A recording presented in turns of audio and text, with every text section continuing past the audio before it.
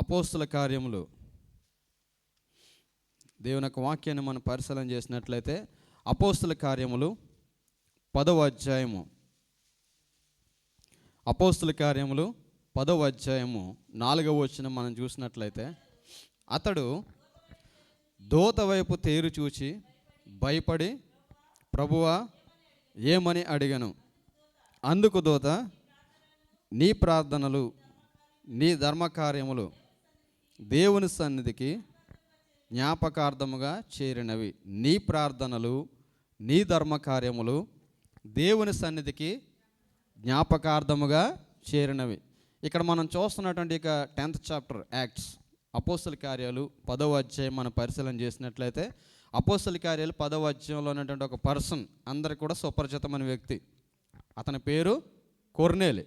ఈ కొర్నేలి మనం చూసినట్లయితే ఒక రోమన్ సోల్జర్ అన్నమాట.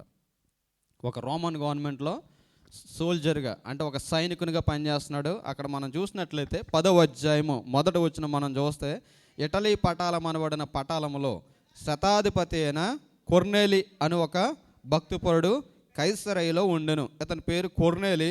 ఇతనికి ఉన్నటువంటి పోస్ట్ ఏంటంటే సెంచూరియన్, శతాధిపతి. శతాధిపతి అంటే శతకం అంటే ఎంత? 100 మందికి అధిపతి. హీజ్ నాట్ ఏ క్రిస్టియన్ అనమాట. అందరూ కూడా గమనించాల్సింది ఏంటంటే హీజ్ నాట్ ఏ క్రిస్టియన్. క్రీస్తు అంటే ఏంటో తెలీదు, భక్తి అంటే ఏంటో తెలీదు. ఆ రోజుల సంఘము ప్రారంభ దినాల్లో ఉంది. అక్కడ మనం చూస్తుంటే దేవుని యొక్క ఉద్యమం ఎలా అక్కడ అంటుకుంటుందంటే సంఘాన్ని అణచివేయడానికి చాలామంది ఏం చేస్తున్నారంటే దేవుని యొక్క కార్యానికి విరోధంగా పనిచేస్తున్నారు. ఆదిమ సంఘము ఇంకా అభివృద్ధిలోనికి రాలేదు. గాస్పెల్ మీటింగ్స్ అంటే క్రూసేడ్స్ లాంటివి ఇంకా జరగట్లేదు. పేతురు లాంటి భక్తుడు ఇంకా పబ్లిక్గా వెళ్ళి మీటింగ్స్ అయ్యి కండక్ట్ చేయట్లేదు. మీ అందరికీ తెలుసో తెలీదో మరి మా చిన్నప్పుడు ఎక్కడ చూసినా సీజన్ వైజ్ మీటింగ్స్ జరిగేవి, ఉజ్జీవ కూడికలని. ఎంతమందికి వెళ్ళిన అనుభవం ఉంది? చాలామంది వెళ్ళి వాటిలో పాలు పంచుకున్నారు. ఇప్పుడు అటువంటి ఉజ్జీవ కూడుకులు ఎక్కడైనా ఉన్నాయా అంటే ఆ ఉజ్జీవ కూడుకులు లేవు. కారణం ఏంటంటే అంతా కూడా ఎక్కడికి వచ్చేస్తుంది? కాళ్ళ దగ్గరకు వచ్చేయడం వల్ల ఆ భక్తి జీవితం అంతా ఇక్కడ ఎలా మొదలైందంటే ఒక మోడర్నేట్గా అయిపోయింది.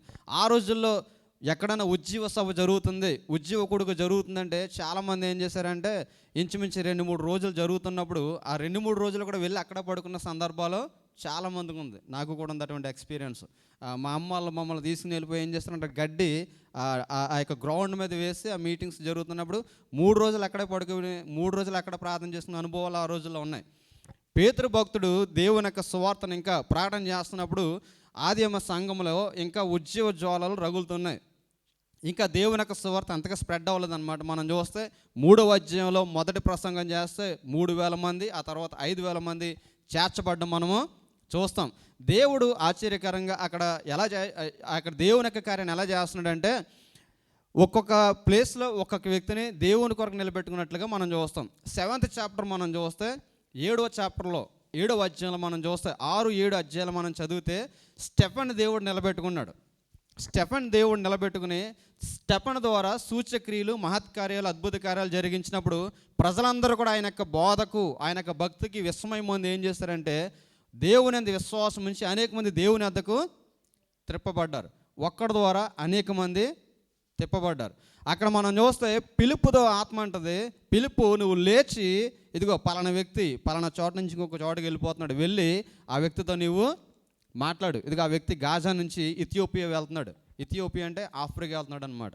గాజాకు వచ్చాడు అంటే దేవుని యొక్క మందిరంలో యెరూషలేం మందిరానికి వచ్చి దేవుని స్తుతించాలి, దేవుని మహింపరచాలి అని వచ్చి దేవుని మహింపరిచి దేవుని స్తుతించి యెహోవా దేవుని మందిరం యెరూషలేంలో ఉందట అని చెప్పి ఏం చేశాడు? ఫైనాన్స్ మినిస్టర్ అనమాట. కందాకే క్రింద ఉన్నటువంటి ధనాగారం అంతటికి అధిపతి. అంటే he's a finance minister. Finance minister ఎక్కడి నుంచి వచ్చాడు? ఆఫ్రికా, ఇథియోపియా అన్నబడిన ప్రాంతం నుంచి యెరూషలేంకి వచ్చాడు. ఎందుకంటే దేవాలయంలో దేవుణ్ణి స్తుతించాలని. యెరూషలేంకి వచ్చాడు, దేవుని స్తుతించి దేవుని ఆరాధించి వెళ్ళిపోతూ ఎందుకు తీసుకున్నాడో తెలియదు కానీ యెషయా గ్రంథం యొక్క ఒక అధ్యాయాన్ని, ఒక చాప్టర్ని, తోలు పుస్తకాన్ని తీసుకున్నాడు. ఆ రోజుల్లో మనకలా బైబిల్ లేదు.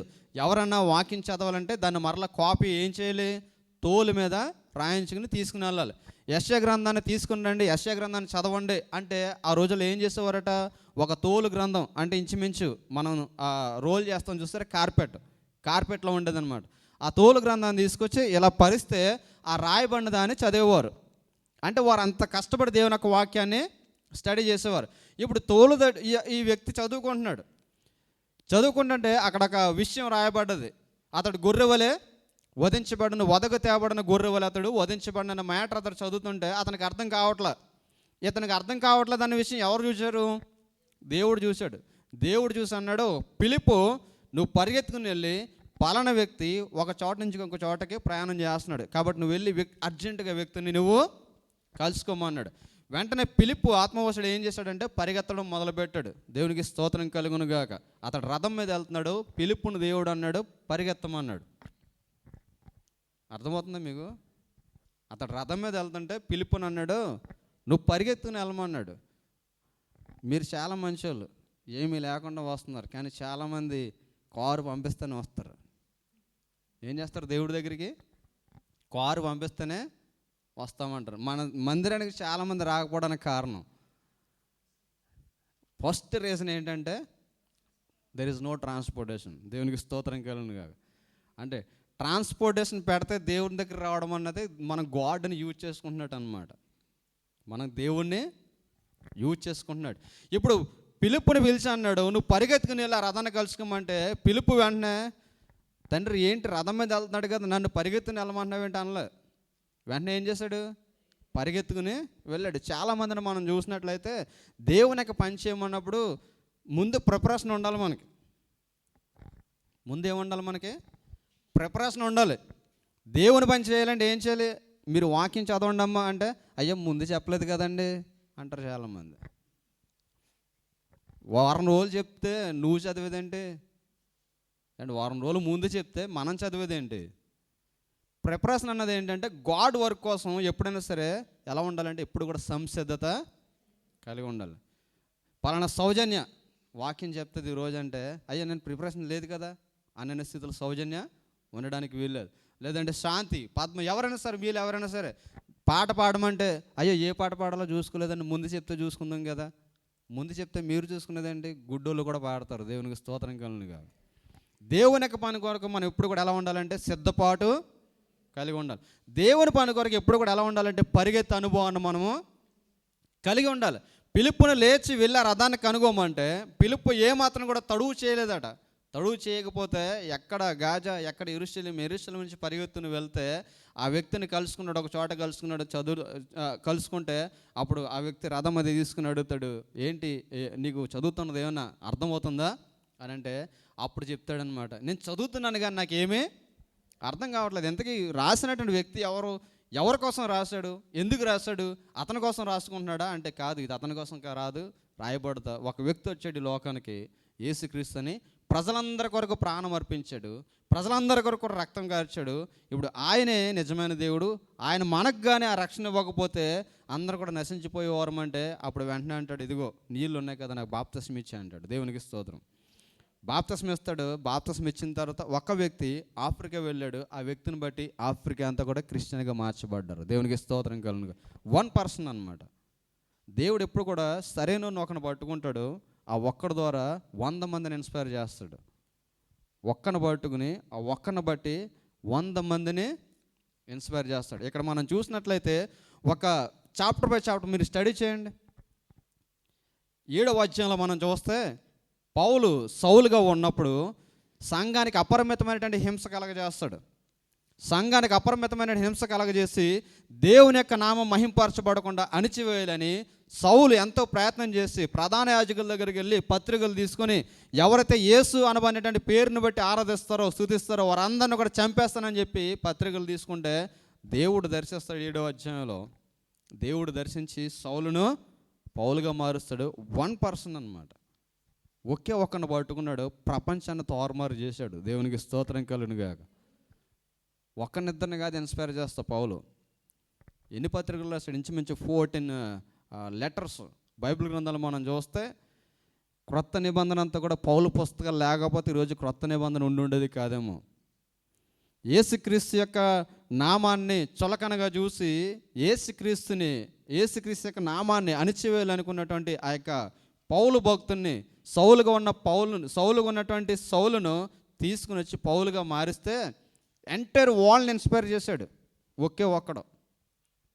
మొత్తం ఎన్ని దేశాలు తిరిగాడు అతనికే తెలియదు, ఎన్ని శ్రమలు అనుభవించాడు అతనికే తెలియదు, ఎంతమంది జనరేషన్ మధ్య ఎన్ని రకాల సువార్త ప్రకటించాడు అతనికే తెలియదు. ఒక్క పర్సన్ ఎంతమందిని ఇన్స్పైర్ చేశాడు, ఎంతమంది మరి ఆ యొక్క యంగ్స్టర్స్ని అతడు ఇన్స్పిరేషన్ చేయగలడంటే ఒకే ఒక్క పర్సన్. చాప్టర్ బై చాప్టర్ మనం చూస్తే ఇలాగ ఒక్కొక్క చాప్టర్లో దేవుడు ఒక్కొక్క చాప్టర్ని ఎన్నుకున్నట్లుగా మనం చూస్తాం. ఆ వ్యక్తి ద్వారా దేవుడు అద్భుతాలు చేసినట్లుగా మనం చూస్తాం. అందుకే నాకేమీ చేత కదండి, నా వల్ల కాదండి, నేను ఇదండి, నేను అదండి అని సాకులు చెప్పేవారు ఎప్పుడు కూడా సాకులు చెప్పేవారు కానీ మిగిలిపోతారు. ఎలాగంటే నేను మీరేమనుకోకుండా ఎప్పుడు కూడా దేవుని యొక్క పని పట్ల మనం ఎలా ఉండాలంటే శ్రద్ధ కలిగి ఉన్నాం. మనలో ఏముండాలంటే రోషం ఉండాలి. దేవుని పని కొరకు మనలో ఏముండాలి? రోషం ఉండాలి. దేవుని పని కొరకు మనం కష్టపడాలన్న రోషం మనం కలిగి ఉన్నప్పుడు దేవుడు మనల్ని తనకు పని కొరకు వాడుకుంటాడు. నేను మీతో చెప్తుంటాను సారిగా, నేను ఇంటర్మీడియట్లో ఉన్నప్పుడు ఒక్కొక్కసారి నా ఓల్డ్ ఫొటోస్ చూసుకుంటున్నప్పుడు నాకు ఆశ్చర్యం వేస్తుంటుంది. నేను మొన్న చూస్తుంటే నా కిడ్స్ చూసి ఫోటో, ఆ ఏజ్లో ఎలా ఉన్నాడు డాడీ, ఎప్పుడు వాకింగ్ చెప్పడం మొదలుపెట్టాను నువ్వు అన్నప్పుడు నేను నా బ్యాక్ వెళ్ళి చూసుకున్నప్పుడు నాకు ఇంకా మూతి మీద కూడా మీసాలు రాలేదు. ఆ టైంలో డిగ్రీ చదివేవారు, ఇంటర్ చదివేవారు అందరూ కూడా కూర్చుంటే మా సేవకుడు వచ్చి అడుగుతున్నాడు అనమాట, తమ్ముడు నువ్వు వాకింగ్ చెప్తావా, వాకింగ్ చెప్తా అని పెద్ద వాళ్ళని అడుగుతున్నారు. ఎవరో డిగ్రీ చదివే వాళ్ళని అప్పుడు అడుగుతున్నారు అనమాట. అంటే నేను అనుకున్నాను నన్ను బచ్చాగా చూస్తుంటారు అప్పుడు, ఎందుకంటే వీడు ఇంకా అంత ఏజ్ రాలేదు వీడికని. కరెక్ట్గా నేను అలా కూర్చుని వాక్యం చదువుతున్నాను, వాక్యం అంటున్నాను, నా దగ్గరకు వచ్చాడు, తమ్ముడు వాక్యం చెప్తావా అంటే నాకేం అనిపించిందంటే వాక్యం చదువుతావా అన్నట్టు అనిపించింది. నేను ఓకే అని అన్నాను. చదవడమే కదా, నేను నా పర్సనల్గా నేను ప్రేయర్ చేసుకుంటున్నాను, వాక్యం చదువుతున్నాను, సరే చదువుదాం అనుకున్నా. ఆయన స్టేజ్ మీదకి వెళ్ళి ఇప్పుడు తమ్ముడు వచ్చి వాక్యం చెప్తాడు అన్నాడు. నేను సర్ప్రైజ్ అయ్యాను అనమాట. తమ్ముడు వచ్చి వాక్యం చెప్తాడనిగానే నేను ఏమాత్రం కూడా భయపడలా. నాకు ఉన్నది ఏంటంటే భయపడే లక్షణం నాకు లేదు. నేను ఒక్కదానికే భయపడతాను. ఏదన్నా మిస్టేక్ చేయాలంటే, అబద్ధం ఆడాలంటే భయపడతాను అంతే, అంతకు మించి ఇంక దేనికి భయపడను. రెండోది, అప్పుడు వెంటనే నాకు ఏం చెప్పాలని ఆలోచన లేకపోయినా వెంటనే వెళ్ళాను. స్టేజ్ మీదకి వెళ్ళిన తర్వాత నాకు అత్యంత ఇష్టమైనటువంటి వర్డ్, కంఠస్థంగా నేర్చుకున్నటువంటి వర్డ్ ఇర్మియా గ్రంథం 33:3 నాకు మొర్రపెట్టము, నేను నీకు ఉత్తరం ఇచ్చేదను, నీవు గ్రహింపలేని గొప్ప సంగతులు, గూఢమైన సంగతులు నేను నీకు తెలియజేస్తాను. అప్పుడు మొదలుపెట్టాను, ఇప్పటికి ఇంకా ఆగలేదు. ఎన్ని ప్రసంగాలు చేస్తున్నా నాకే తెలియదు. దేవునికి స్తోత్రం కలిగినగా. శుక్రవారాలు, శనివారాలు, ఆదివారాలు, స్త్రీల సహవాసము, హోల్ నైట్ ప్రేయర్స్, ఉపవాస ప్రార్థనలు. నేను నిజంగా అప్పట్లోనే ఒక ఛానల్ పెట్టుకుంటే నేను కూడా ఒక గొప్ప ఫేమ్ అయ్యి ఉండేవాడిని. కానీ నేను మన లిమిట్స్లో మనం ఉండాలని నేను ఏం చేశానంటే నా లిమిట్స్లో నేను కొనసాగుతూనే దేవుడు నాకు అప్పగించిన పనిని నా వంతు నేను నిర్వర్తించుకుంటూనే వస్తున్నాను తప్ప ఎప్పుడు అధికంగా అవ్వాలని నేను ఎప్పుడు కూడా అనుకోలేదు. ఎందుకంటే దేవుని కొరకు మనం ఆశ కలిగి ఉన్నప్పుడు, దేవుని కొరకు మనం తృష్ణ కలిగి ఉన్నప్పుడు, దేవుని పని చేయాలని ఆశ మనలో ఉన్నప్పుడు దేవుడు ఏం చేస్తాడంటే దేవుడు మనల్ని వాడుకుంటాడు. ఇక్కడ మనం చూసేసరికి ఒక్కొక్క అధ్యాయంలో ఒక్కొక్క వ్యక్తి,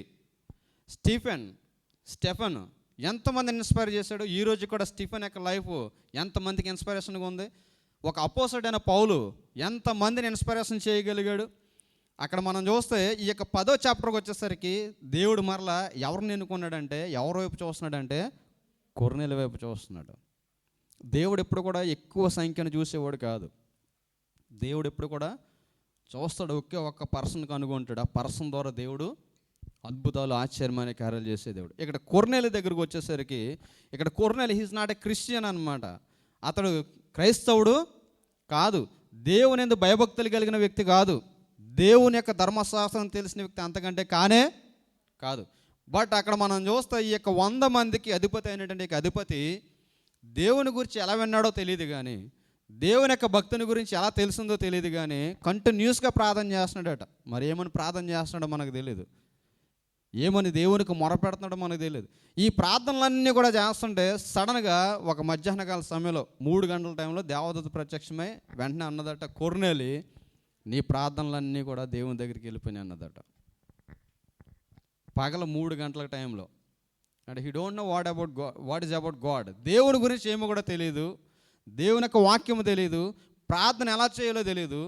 బట్ ఎప్పుడు విన్నాడో తెలియదు, కానీ ఒక అంశాన్ని పట్టుకుని ప్రార్థన చేస్తున్నాడు. ఆ ప్రార్థన కంటిన్యూస్గా చేస్తుంటే అక్కడ మనం చూస్తే చూడండి 10వ అధ్యాయము 1-2-3 వచనాలు మనం చదివినట్లయితే, ఇక్కడ మనం చూసినట్లయితే అతడు తన ఇంటి వారందరితో కూడా దేవుని యందు భయభక్తులు గలవాడై ఉండి ప్రజలకు బహుధర్మము చేయొచ్చు, ఎల్లప్పుడూ దేవునికి ప్రార్థన చేయవాడు. ద క్యారెక్టర్స్ ఆఫ్ కొర్నేలుకు ఉన్నటువంటి క్యారెక్టర్స్ మనం చూసినట్లయితే, ఇప్పుడు కొర్నేలు గురించి మనం ధ్యానం చేస్తున్నప్పుడు మనకు కూడా ఒక డౌట్ రావచ్చు. ఏంటి, ఒక అన్యుడు దేవుని తెలియని వ్యక్తి దేవునికి ప్రార్థన చేస్తే దేవదూత వచ్చి ప్రత్యక్షమై కొర్నేలి అని పిలిచి నీ ప్రార్థనలన్నీ కూడా వెళ్ళిపోయింది కదా. ఇక్కడ మనల్ని నిలబెట్టి అమ్మా నువ్వు ఎన్ని సంవత్సరాల నుంచి ప్రార్థన చేస్తున్నావు అని ఒక డైరీ మనం తీసుకుని ఒక్కొక్క పేరు మనం తీసుకుంటే 5 సంవత్సరాలకి అంటే తక్కువైన వారు ఎవరన్నా ఉంటారు ఇక్కడ? ఎవరు ఉంటారు? ఆల్మోస్ట్ అందరూ కూడా 5 సంవత్సరాల కంటే ఎక్కువ ఉన్నవారే, 30 సంవత్సరాల నుంచి ఉన్నవారే. చాలామందిని మనం చూస్తాం కదా, సంఘాలు మనం చూసినట్లయితే వాళ్ళు ఒక 30 సంవత్సరాల నుంచి వస్తున్నారంటే సంఘంలో వరకు గొప్ప మోస్ట్ సీనియర్ లెవెల్. ఇక్కడ మనం చూస్తే కొర్నేలి యొక్క క్యారెక్టర్స్ మనం చూసినప్పుడు కొర్నేలి ఎటువంటి వాడట? కొర్నేలి అని భక్తిపరుడు. ఇతడు ఎటువంటి వాడట? భక్తిపరుడు. అంతేకాకుండా అతడు తన ఇంటి వారందరితో కూడా దేవుని యందు భయభక్తులు గలవాడు అన్నాడు. కొర్నేలి ఒక్కడే భయభక్తులు కలిగలేడట. తన ఇంటి వారందరితో కూడా ఎలా ఉన్నాడట? దేవుని యందు భయభక్తులు కలిగి ఉన్నాడు. మన ఇంటి దగ్గర మనం చూస్తాం, వాళ్ళ అమ్మ వస్తే నాన్న చర్చికి రాడు, నాన్న వస్తే అమ్మ చర్చికి రాదు, అమ్మ నాన్న వచ్చారంటే పిల్లలు చర్చికి రారు. కానీ కొర్నేలి యొక్క ఫ్యామిలీ ఎలా లేదట. కొర్నేలి ఫ్యామిలీని ఎలా లీడ్ చేశాడట? ఒక్కడే వచ్చాడా? దేవుని యందు ఒక్కడే, కొర్నేలి ఒక్కడే భయభక్తులు కలిగి ఉన్నాడా? ఎలా ఉన్నాడట? తన ఇంటి వారందరితో కూడా దేవుని యందు భయభక్తులు కలిగిన వాడు అన్నాడు. తన ఇంటి వారందరితో కూడా, ఎంతమంది ఉన్నారో అంతమందితో కూడా. చాలామందిని మనం ప్రశ్న వేసినప్పుడు, ఏమో ఈరోజు మీ అబ్బాయి కానీ మీ అమ్మాయి కానీ రాలేదంటే వాళ్ళు చెప్పే సమాధానం అంటే, మా అబ్బాయి చాలాసేపు పడుకున్నాడు, లేపడం ఇష్టం లేక.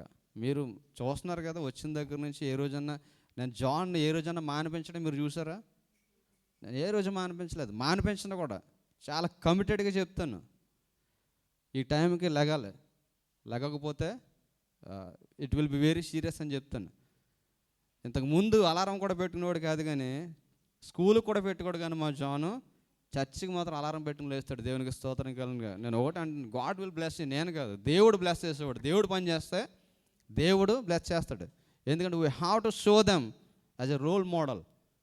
నీవు నీ పిల్లలకు ఒక భక్తి జీవితాన్ని నేర్పించకపోతే, నువ్వు నీ పిల్లలకు ఒక మాదిరి నేర్పించకపోతే బయటకు నువ్వు ఇచ్చే సబ్జెక్ట్ ఏంటి? మన ఫ్యామిలీ విషయంలోనే మనకు ఒక రోల్ మోడల్గా నువ్వు లేకపోతే, మనందరూ కూడా తెలుసు పిల్లలు ఎవరి దగ్గర నుంచో నేర్చుకోరట. ఎవరి దగ్గర నుంచి నేర్చుకుంటారు? ఎవరి దగ్గర నుంచి నేర్చుకుంటారు పిల్లలు? మన దగ్గర నుంచి నేర్చుకుంటారు. చూడండి, మీరు ఒక 4-5 డైలాగులు కంటిన్యూస్గా వాడి చూడండి పిల్లల దగ్గర. అంత లేదు, కానీ కామన్గా వాడే డైలాగులు అంత లేదు. లేదంటే ఇప్పుడు రీసెంట్గా వాడుతున్నారు కదా, తగ్గేదే లేదు అంటున్నారు డైలాగ్. ఆ డైలాగులు ఒక కంటిన్యూస్గా మీరు చెప్పి చూడండి, ఒక వారం రోజులు అయ్యే కంటిన్యూస్గా వాడండి. వేరే నెక్స్ట్ వీక్ మీ పిల్లలు దాన్ని ఇమిటేట్ చేయకపోతే అడగండి, కంపల్సరీ దాన్ని ఇమిటేట్ చేస్తారు. తప్పనిసరిగా ఇమిటేట్ చేసి తీరుతారు. కొర్నేలి యొక్క క్యారెక్టర్ మనం చూస్తే తన ఇంటి వారందరితో కూడా దేవుని యందు భయభక్తులు కలిగిన వాడే అన్నాడట. ఒక్కరితో కాదట. నా భక్తి నేను చేసుకుంటే సరిపోద్ది అనుకోలేదట. అంటే ఈరోజు కానీ నా ఫ్యామిలీ మెంబర్లు 5 మంది ఉంటే 5 మందిని నేను మందిరానికి తీసుకొస్తే, మీ ఫ్యామిలీ మెంబర్స్ 5 మందిని 5 మందిరానికి తీసుకొస్తే పక్కకి వెళ్ళి మనం అడుక్కోవాల్సిన పరిస్థితి మనకు ఉంటుందా? ఉండదు. ఒకటే చెప్తున్నాను, మీరు ఫీల్ అయితే ఫీల్ అవ్వండి, కానీ this is spiritual words I'm saying. నీ కుటుంబాన్ని నువ్వు రక్షించుకోకపోతే నువ్వు బయట నేను రక్షిస్తావు. నీ కుటుంబాన్ని నువ్వు రక్షించుకోకపోతే, పేతురు భక్తుడు అంటాడు, అసలు నీ ఫ్యామిలీని నువ్వు రక్షించుకోకపోతే, నీ భర్త నువ్వు రక్షించుకోకపోతే, నీ పిల్లలు నువ్వు రక్షించుకోకపోతే బయటకు నువ్వు ఇచ్చే సబ్జెక్టు ఏంటి? కొర్నేలి యొక్క లైఫ్ను మనం చూస్తే, కొర్నేలి తన ఇంటి వారందరితో కూడా దేవుని యందు భయభక్తులు గలవాడు అన్నాడట. రెండోదిగా మనం చూస్తే, ప్రజలకు బహుధర్మము చేయొచ్చు. రెండోది మనం చూస్తే, ప్రజలకట బహుధర్మములు చేసేవాడట, ధర్మాలు కాదట, బహు ధర్మం. ఉన్నది దాసుకుని తినేసేవాడు కాదట. ఏం చేసేవాడట? ధర్మకార్యాలు చేసేవాడట. ప్రజలందరూ ఎవరు కష్టాల్లో ఉన్నారు, ఎవరికి ఏ అవసరత ఉందని చెప్పి ఏం చేసేవాడట? బహుధర్మాలు చేసేవాడు. ఒక క్రిస్టియన్కి ఉండాల్సింది ఏంటంటే మన కడుపు మనం నింపేసుకోవడం కాదు, మనం మానేసైనా సరే ఏం చేయాలి? పక్కోడికి పెట్టాలి. అది క్రీస్తు యొక్క ప్రేమ. దేవుని ప్రేమ ఏంటంటే ముందు మన కడుపు నింపుకోవడం కాదు, కానీ ఏం చేయాలి? పక్కోడికి ఉందా లేదని చెప్పేసి వాడి కోసం మన కడుపు కాల్చుకున్నా పర్వాలేదు. నేను అక్కడ జుమెరాలో, మీకు అందరూ కూడా తెలుసు, లూలు అని సూపర్ మార్కెట్ ఉంటుంది. ఆ లూలుకి వెళ్తున్నప్పుడు అక్కడ కుర్రాడు యంగ్స్టర్ అనమాట, చాలా బ్యూటిఫుల్ బాయ్ అనమాట, చాలా అందంగా ఉండేవాడు. మేము మా తమ్ముళ్ళలో ఉన్నాడని చెప్పేసి వాడితో మాట్లాడుతుంటే కేరళ కుర్రాడు పరిచయం అయింది. పరిచయం అయిన తర్వాత మేము ఇద్దరం మాట్లాడుకుంటూ ఉండేవాళ్ళం. ఆ తర్వాత వాడు ఒక ఫోటో చూపించి, bro I'm going to marry this girl అన్నాడు. అంటే ఓకే సూపర్ బాగున్నాను, మేము లవ్లో ఉన్నాం, ప్రేమించుకుంటున్నాం, I'm going to marry her, so I'm going to India, so there is an engagement అన్నాడు. అయిన తర్వాత వెళ్ళాడు, ఎంగేజ్మెంట్ చేసుకున్నాడు. మరలా వచ్చిన తర్వాత ఫొటోస్ చూపించాడు. ఫొటోస్ చూపించిన తర్వాత గుడ్ అన్న.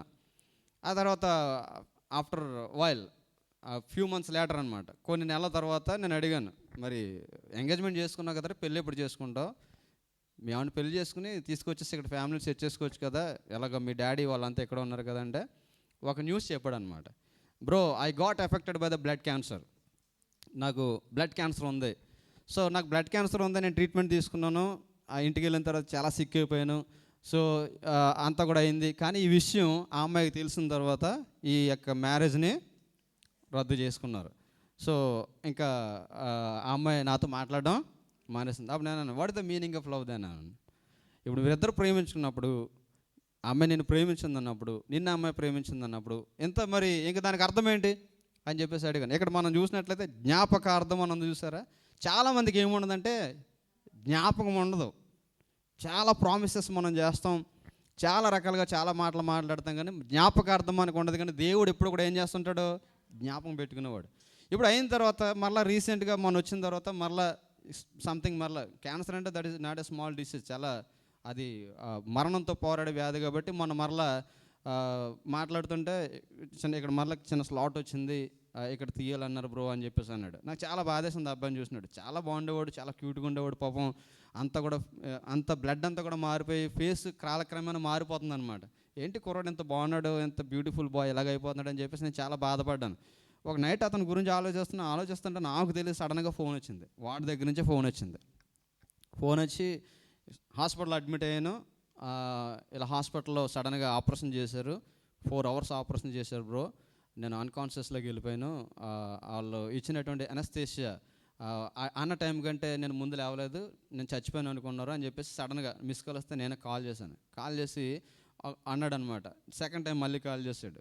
మళ్ళీ కాల్ చేస్తే నాకు డౌట్ వస్తుంది. అంటే అంతకుముందు ఒకసారి నన్ను జాబ్ చూడమన్నాడు, జాబ్ చూడమంటే ఖతర్లోకి ఆఫర్ ఉంది వెళ్తామంటే వెళ్ళన్నాడు. ఒకవేళ మళ్ళీ దేనికోసమన్నా ఫోన్ చేస్తాడని చెప్పేసి ఫోన్ చేస్తే, బ్రో నాకు వెళ్ళడానికి హాస్పిటల్కి వెళ్ళడానికి నాకు డబ్బులు లేవు బ్రో, ట్రీట్మెంట్ తీసుకోవడానికి, ఇఫ్ యూ డోంట్ మైండ్ అన్నాడు. నేను వెంటనే ఏం చేశాను తెలుసా, ఆ కుర్రోడు ఉన్న దగ్గర కారు తీసుకుని వెళ్ళి మా దగ్గర ఉన్న తీసుకుని వెళ్ళి ఆ కుర్రోడికి ఇచ్చి హ్యాపీగా నువ్వు వెళ్ళి ట్రీట్మెంట్ తీసుకోమన్నాం. ఎందుకు చేసాను తెలుసా, మనకున్న సిచ్యువేషన్స్ బట్టి కొన్నిసార్లు మనకు అనిపిస్తుంది ఇది మనకు చాలా యూజ్ అవుతుంది అనుకుంటా. కానీ మనకున్న ఆ యూజ్ని సైతం మనం ఆపేసుకుని కొన్నిసార్లు ఎదుటి వారికి పెట్టాల్సిన పరిస్థితులు వచ్చినప్పుడు మనం ఏం చేయాలి తెలుసా, మనం సాక్రిఫైస్ చేయాల్సిన అవసరత ఉంటుంది. ఇప్పుడు మనం చూస్తే ఆ తర్వాత ఆ కుర్రాడికి ఎలా ఉందో నేను ఫోన్ చేయలేదు, తర్వాత వస్తానన్నాడు, మేము షిఫ్ట్ అయిపోయాం, ఇచ్చింది మరలా తీసుకున్నామో లేదనేది ఇంపార్టెంట్ కాదు. నేను ఎందుకు చెప్తున్నానంటే కొన్ని క్యారెక్టర్స్ ఉంటాయి గాడ్లో మనకు ఉండాల్సినవి. కొర్నేలాట ఇంటి వారందరితో కూడా భయభక్తులు కలిగిన వాడట. రెండోదిగా ఎటువంటి కార్యాలు చేసేవాడట, ధర్మ కార్యాలు చేసేవాడట. ఈ రోజుకున్నది రేపుడికి దాచుకునేవాడు కాదట. చాలామంది ఏం చేస్తాం, మనం మిగిలిన కూర కూడా ఫ్రిడ్జ్లో పెట్టేసుకుంటాం అండి, ఒక వారం రోజులు పనికి వస్తుందని. ఏం చేయాలి, ధర్మకార్యాలంటే లేని వారికి సహాయం చేసే అనుభవాన్ని మనం కలిగి ఉండాలి. కొంతమందిని మనం చూస్తున్నాం ఎప్పుడు ఎక్స్పెక్టేషనే, ఎస్పెషల్లీ దుబాయ్లో ఉద్యోగం చేస్తున్న మనలంటోళ్ళు చూసి ఇంటి దగ్గర ఉన్న వాళ్ళు ఏం చేస్తుంటారు, ఎప్పుడు హై ఎక్స్పెక్టేషన్సే. నాకు వస్తే ఇది తీసుకొస్తాడు, నాకు వస్తే అది తీసుకొస్తాడు. యాక్చువల్గా మనం చూస్తే, నేను అంటే చెప్పకూడదు కానీ చెప్తున్నాను, మధు మా మధ్య పరిచయం చేసి వెళ్ళాడు కదా, మీ అందరికీ తెలుసు. చాలా కష్టపడుతుండేవాడు పాపం, చాలా మంచి ప్రార్థన చేస్తుండేవాడు. వెళ్ళేటప్పుడు మీరు చెప్తే నంబర్ ఇన్ని వాచ్లు కొనుక్కుని వెళ్ళాడు.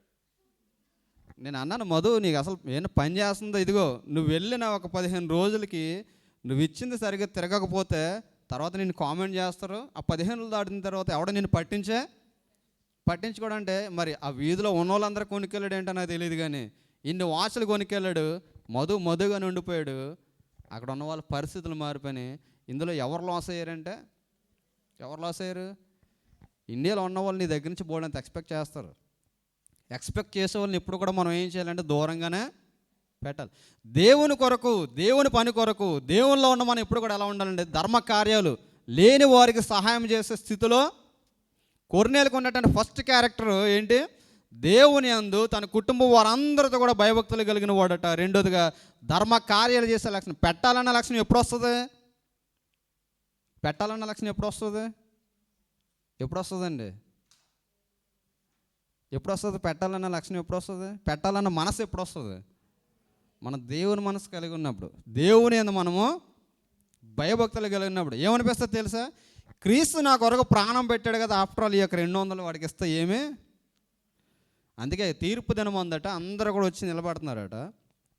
అందరూ నిలబడుతుంటే అక్కడ వచ్చి యేసుక్రీస్తు వారు అంటారు, ఇదిగో నా తండ్రి చేత ఆశీర్వదించమన్న వారులారా రండి, నా కుడివైపుకి వచ్చి స్వతంత్రించుకోండి అని చెప్పేసి అన్నప్పుడు అప్పుడు అన్నారనమాట, ఇదిగో వీళ్ళంతా కూడా దిక్కులేని వారికి ఆహారం పెట్టారు, చలి కాసుకునే వారికి వస్త్రాలు ఇచ్చారు, ఇదిగో వారందరూ కూడా సహాయం చేశారంటే వీళ్ళందరూ కూడా అడుగుతున్నారట, మేము ఎప్పుడు చేసాం ఇదంతా కూడా, మేము ఎప్పుడు కూడా చేయలేదు కదా అంటే అంటున్నారట, ఇదిగో ఈయన బేదలైన సహోదరులలో ఒకడికి మీరు చేశారు చూసారా, ఇది నాకు చేసినట్టు. అది బేదలైన సహోదరుల కష్టాల్లో ఉన్నవారికి మీరు చేశారు చూసారా, అది మీరు నాకు చేసినట్టు. చాలాసార్లు మనం ఏమంటాం, ఎవరన్నా కష్టాలు ఉన్నప్పుడు ఏదైనా చెప్పారనుకోండి, ఏం కంగారు పడకుండా దేవుడు సహాయం చేస్తాడు, నువ్వు మాత్రం సహాయం చేయవు. చాలామంది అంటారు అలా, చూడండి ఏం పర్లేదండి దేవుడు సహాయం చేస్తాడు, ప్రార్థన చేద్దాం అంటారు, కానీ ₹1 మాత్రం దగ్గర నుంచి సహాయం చేయరు. వీళ్ళంతా ఎటువంటి బ్యాచ్ అంటే యాకోబు రాసిన పత్రికలో చెప్తాడు, తన సహోదరుడి దగ్గరికి వెళ్ళి ఆకలితోటి ఉన్నాం, ఆకలి అవుతుంది, చలితోటి ఉన్నాం, మాకు వస్త్రాలు కావాలంటే అంటారట, జాగ్రత్తగా వెళ్ళండి, అన్నం వండుకొని తినండి పర్లేదు, కప్పుకోండి పర్లేదు అంటారట. ఎవరు? కబుర్లు చెప్పే బ్యాచ్ అన్నమాట. సాయం చేయరు. నోటి మాటల ద్వారా ఏం చేస్తారు? చాలామంది అంటారు కదా, పెదలతో ఏమి వండేస్తారట, పెదలతో ఏమి వండేస్తారు? పప్పలు వండేస్తారండి. మరి పెదలతో ఎలా వండుతారో తెలియదు కానీ పెదాలతో పప్పలు వండేస్తారంట. అంటే వాళ్ళ మాటలు అలా ఉంటాయి. అందుకే యాకోబు భక్తుడు ఏమంటాడంటే, you have to show in action అనమాట. ఎవడన్నా నీ కష్టాల్లో ఉన్నప్పుడు, ఎవడన్నా వస్త్రాలు లేనప్పుడు నువ్వేం చేయాలి? నువ్వు సహాయం చేయాలి. ఉన్నాయన్నీ బీరువాళ్ళంటే పెట్టేసుకుంటే నీకేమొస్తుంది? కట్టుకోపోయినా ఆడవాళ్ళకి ఎంత పొడి కనపడాలి బీరువాళ్ళండి. మీకు నేను షిఫ్ట్ చేసినప్పుడు ఇంత సెల్ ఫోన్ ఉంది అక్కడ. నాకు తెలుసు కాటన్ నేను ఎప్పుడు కూడా అలా పెట్టేసుకుని తర్వాత చూద్దాం అనుకుంటే సౌజన్య అంటుంది, నీకు ఈ 2 సెల్ఫ్లో నీకు ఓకే, నేను దాంట్లో అడ్జస్ట్ అవుతానంటే నేను అన్నాను, ముందు నీకు కంప్లీట్ అయిన తర్వాత అప్పుడు నేను చెప్తాను, చూస్తానంటే సరిపోతుంది. ఆ 2 ఎగ్జాక్ట్ మిగిలిపోతాయని తీరా చూసిన తర్వాత ఆమె పెట్టినవి సరిపోలేదు, ఇంకా కొన్ని పక్కన పెట్టి ఉంది. ఇప్పుడు ఇన్నున్నా మీకు సాటిస్ఫాక్షన్ ఉంటుందంటే, ఏదైనా క్రిస్మస్ వచ్చిందనుకోండి ఏం చేస్తారు మీరు? సాటిస్ఫాక్షన్ ఉండదు. ఏదైనా కొత్తది లేకపోతేనే కానీ సాటిస్ఫాక్షన్ ఉండదు. అవన్నీ ఇంకెలా ఉంటాయంటే అవన్నీ జీరో కింద కనిపిస్తుంటుంది. మనకి ఉన్నా లేకపోయినా సౌజన్య చాలా మంచిదండి. మీకు ఏమైనా చీరలు కావాలంటే అన్నీ ఇచ్చేస్తుంది, చాలా ఇచ్చేస్తుంది. ఇప్పటికప్పుడు సీజన్ చాలామందికి ఇచ్చేస్తూ ఉంటుంది. నేను ₹2 అంటే నిన్న ఎక్కడికో వెజిటేబుల్ మార్కెట్కి వెళ్తే యాక్చువల్గా ఒక బుట్ట ఎంత అని చెప్పాడు. నేను ఎంత అంటే సరే పట్టుకెళ్ళిపో అన్నాడు. పాపం చెమటలతో ఉన్నాడని అంటుంది, అడిగిన దానికంటే ఎక్కువ ఇచ్చే కొంచెం ఇచ్చే అంటుంది. ఇంకా అంటే దేవునికి ఇచ్చే విషయంలో మనం ఎలా ఉండాలంటే ఎప్పుడు కూడా పేదవారికి మనం సహాయం చేసే స్థితిలో ఉండాలి. That is a great commitment అనమాట. మన ఎదుటివారు కష్టాల్లో ఉన్నప్పుడు, మన ఎదుటివారు ఇరుకుల్లో ఉన్నప్పుడు జాగ్రత్త బాబా అనడం కాదు.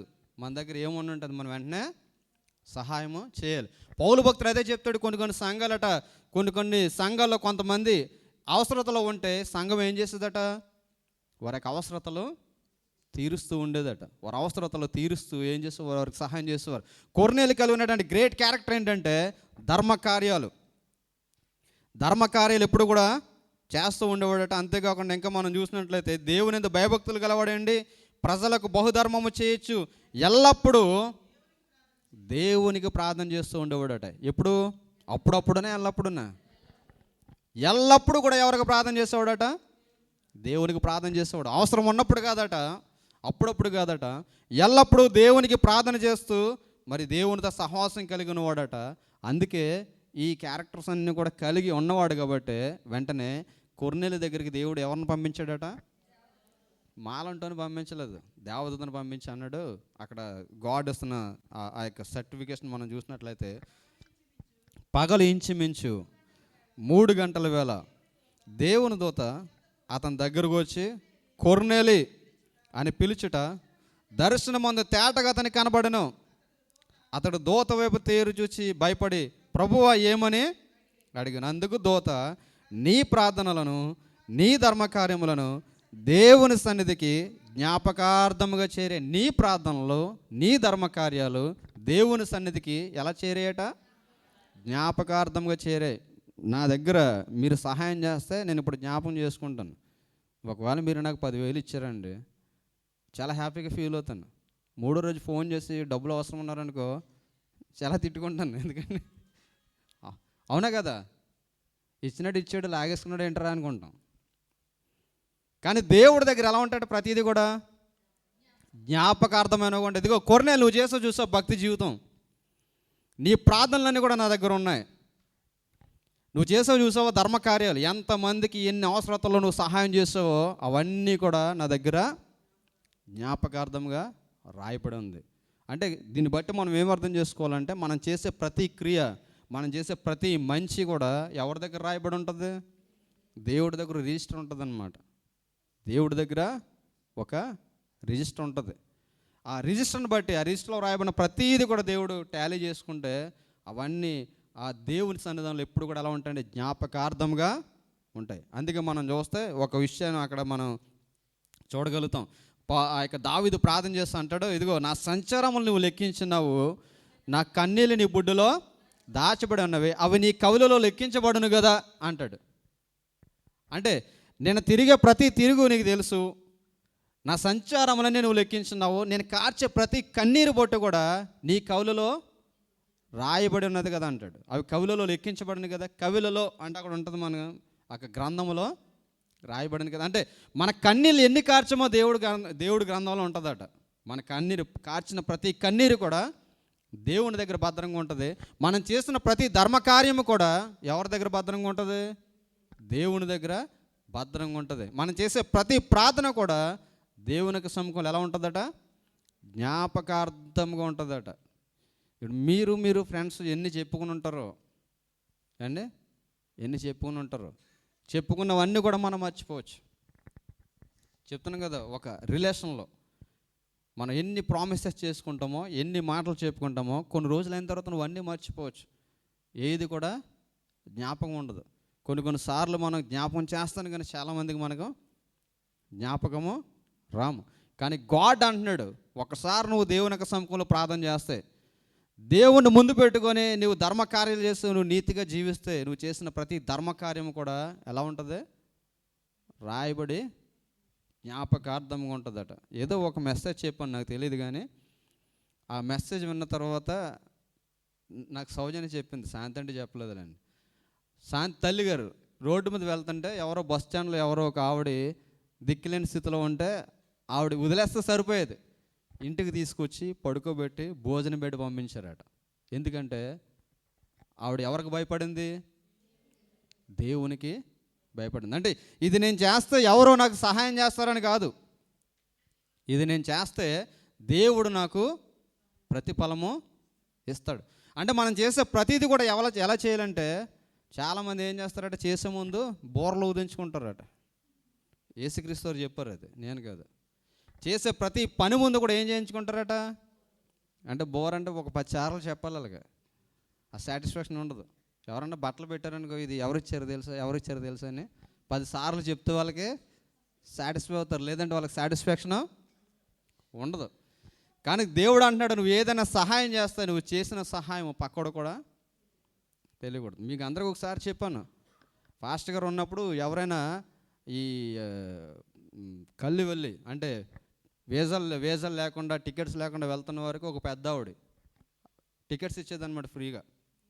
ఓన్లీ మన ఫాస్టర్ గారికి ఇంచుమించు అప్పుడు నాకు చెప్పిన కౌంటు, మన ఫాస్టర్ గారి ద్వారా ఇంచుమించు 350 టికెట్స్ తమ్ముడు, 350 టికెట్స్ ఆల్మోస్ట్. అంటే ఎవరో ఇలా కష్టాల్లో ఉన్నారు అంటే చాలు, ఆవిడ వెంటనే డీటెయిల్స్ తీసుకుని వెంటనే టికెట్ తీసి పంపించేది. మన చర్చిలో చాలామందికి ఇప్పించాం, అలాగా చాలామందికి ఇప్పించాం. బయట వారు కూడా అప్పుడు మన సంఘానికి వస్తుండేవారు, ఎందుకంటే టికెట్లు ఇస్తామని. చాలామందికి ఇప్పించాం అలాగా. ఇంతకీ ఆవిడ ఎవరు తెలుసు? ఆవిడ ఒక హైందవ స్త్రీ అన్నమాట. ఒక దాన్ని ఏమంటారు, వీళ్ళు మార్వడిస్ అన్నమాట వారు.